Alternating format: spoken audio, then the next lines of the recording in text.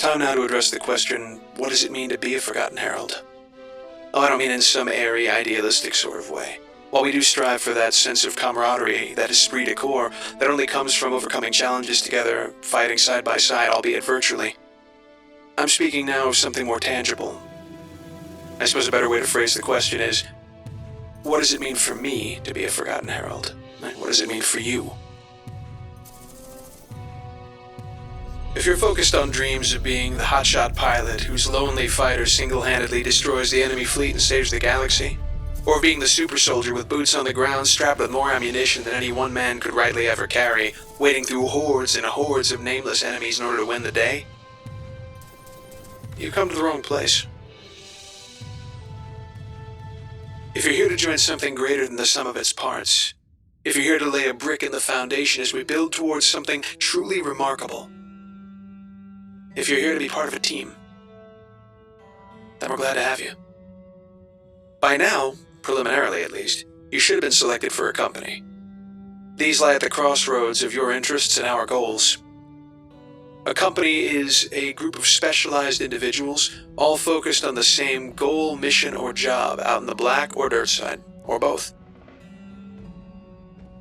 If for any reason you feel that the company you were selected for might not be the right fit, that's all right. Reach out, say something, speak to your company commander, speak to your recruiter, speak to any of the other heralds you see. They'll all tell you, they've all heard it from me a million times. Communication is like breathing, optional. If you wait for one of us to notice there's a problem, chances are you'll have wasted a lot of time and had a lot less fun than you otherwise could have. We'll help in any way we reasonably can. The responsibility for looking out for the organization's best interest belongs to us. And you're one of us now, so that responsibility belongs to you too. Once you've been assigned a company, your probationary or probie period begins. Probie period lasts 30 days moon to moon. It can take less time or more time, but that's solely within the discretion of the company commander. The probationary period exists for one simple reason. It exists to give you, your company, and the org a chance to all get acclimated to one another. It may come to pass at the end of your probie period that you find you might be in the wrong company, or that we might not be the right org for you. Both of these are all right. Communication, like breathing, right? We like to say, we're for anybody, but not for everybody. If you feel you need to make a change, say something. Reach out to your leadership. We'll sit down, discuss the matter, make a decision, and we'll all move forward. No fuss, no muss. Within your probationary period, two things will happen.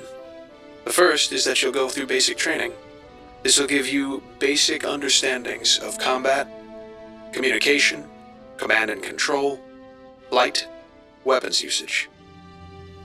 These are the basic building blocks which every single Forgotten Herald is built upon. Once you've gone through that, you'll be assigned a squadron. Squadrons are the smallest deployable element within the Forgotten Herald's arsenal. Everything is built on them. A squadron consists of a minimum of 3 ships and can grow to a maximum of 5 ships. As a rule, its commander is an NCO, a non-commissioned officer. Please take note, squadrons are formed by counting number of ships, not number of people. Certainly there are plenty of ships out there, fighter craft come to mind, that are 1 person per ship. There's only 1 seat, there's only room for 1 person, the pilot. In this case, the math is easy. 1 person, 1 ship, 1 spot in a squadron. But there are plenty of other ships out there that require 2 or more people to operate even at a skeleton crew level. In those cases, whether that's with 2 additional crewmen or 22, that ship still counts for only 1 spot in a squadron. This often brings up the question, what about capital ships? Capital ships still only count as that 1 slot. But what about their fighters? They count as separate. Capital ships as a rule aren't sold with a fighter escort built in. They simply come standard with the facilities to house and maintain those ships. Remember, the squadron is simply the smallest deployable element of the Forgotten Herald's fleet to be able to operate autonomously. And Idris and its fighter complement would certainly be able to function autonomously in most theaters of operation. Could you have a squadron made up entirely of Idrises without fighters? Certainly you could. You could also have a platoon in the US Army made entirely of colonels and generals, but I'm not certain why you would. As stated, the squadron is simply the smallest deployable autonomous element in the Forgotten Herald's arsenal. Its individual ship makeup will vary widely from squadron to squadron, based on company mandate and vessel availability. So is there any real risk that you'll be forcibly assigned to be somebody's turret gunner or engineer? No. You may be asked based on a specific situation, but nobody's going to force you to take on that role. More people than you might think join us with only an entry-level ship, one they're not supremely keen to fly. In many cases, those people come into the organization with the active desire to serve on someone else's ship.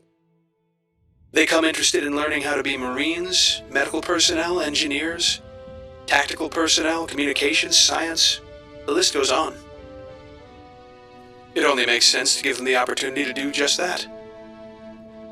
If, therefore, a new member joins the organization with a larger multi-crew ship, and they want to devote that ship to the cause, making it their go-to vessel, certainly we would do everything within our power to help them crew it, with them sitting in the captain's chair, assuming they want the job. So who determines what ships go into a squadron? The answer to that is company leadership.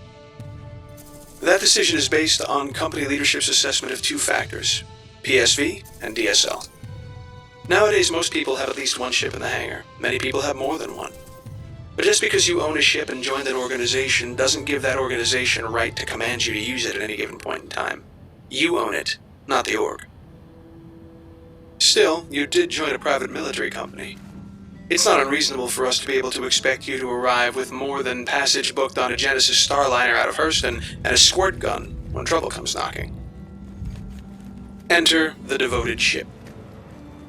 Simply put, the devoted ship is any ship that you personally own and are willing to commit to the organization's cause, to the company's cause. It means that you're pledging to maintain a state of readiness on that vessel. It means you're not going to let the insurance lapse. You're not going to show up missing half of your ammunition, or damaged to the point where you can barely limp along. It means you'll be refueled at all times. It means your ship is ready. Some people have devoted every ship in their hangar to the organization. Others have devoted 2 ships, or 1, or none in situations where they're serving on another person's ship. All these are acceptable. The list of these ships and their owners is maintained in our database. This is the DSL, or Devoted Ship List. From your individual DSL, you will also select a PSV, which stands for Personal Service Vessel. The PSV is simply the ship you regularly serve on, whether that's you flying your Super Hornet into combat, or you serving as turret gunner on a squadron mate's constellation. It's your go-to vessel. It's the ship you regularly serve on.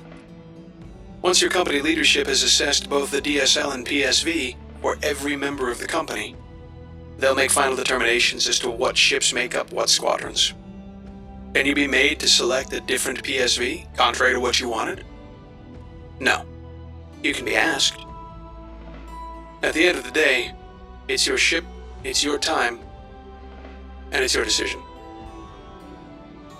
If the company commander determines that a specific mission requires a different ship from your DSL, certainly at that point he or she can command you to pull that ship into service. But again, this should be mission specific. And never long term.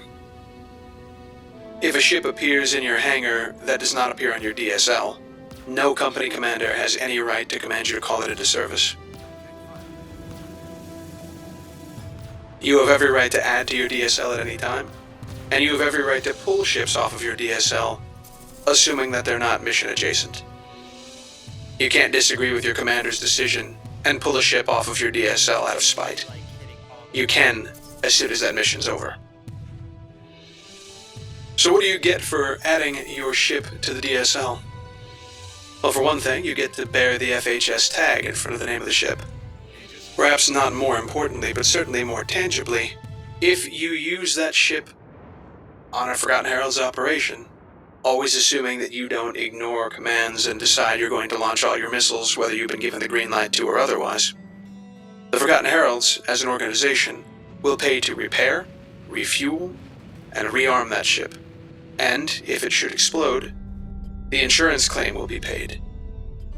And that comes before the paycheck. We take care of our own.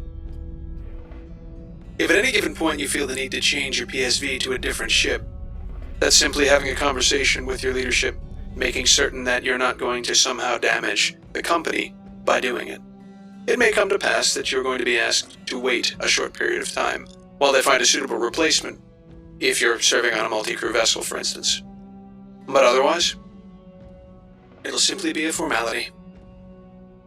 If you have any questions on any of the material covered in this video, or on the Forgotten Heralds in general, reach out to your sector sponsor, or to your company command. Failing that, ask another Herald. Chances are high if they don't know the answer, they'll know exactly who to ask. RV2.